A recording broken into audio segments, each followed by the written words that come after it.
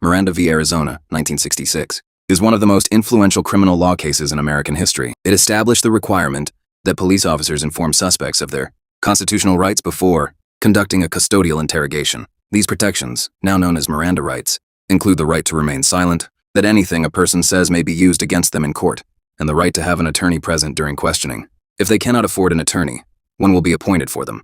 The case began in 1963 when Ernesto Miranda was arrested in Phoenix, Arizona on suspicion of kidnapping and rape.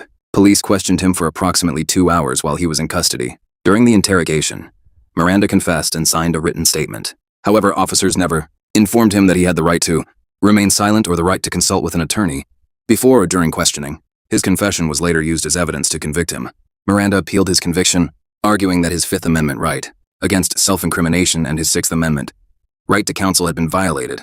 The Supreme Court agreed to hear the case and considered a fundamental constitutional question. Can prosecutors use statements made during a police interrogation if the suspect was never informed of their constitutional rights?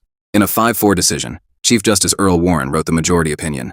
The court ruled that the Constitution requires police to inform suspects of specific rights before conducting a custodial interrogation. Without these procedural safeguards, statements obtained during questioning generally cannot be used as evidence in the prosecution's case.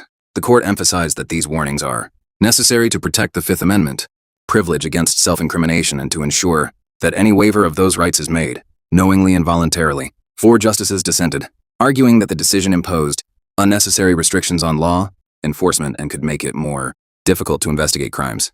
They believed that courts should continue evaluating confessions based on whether they were voluntary rather than requiring a standard warning in every custodial interrogation. The impact of Miranda versus Arizona continues today. Police departments across the United States routinely read Miranda warnings before questioning individuals who are in custody. The case did not create new constitutional rights. Instead, it established a procedure to protect rights that already existed under the Constitution. Although later Supreme Court decisions have clarified and created limited exceptions to the rule, Miranda remains one of the most recognizable and influential decisions in American legal history.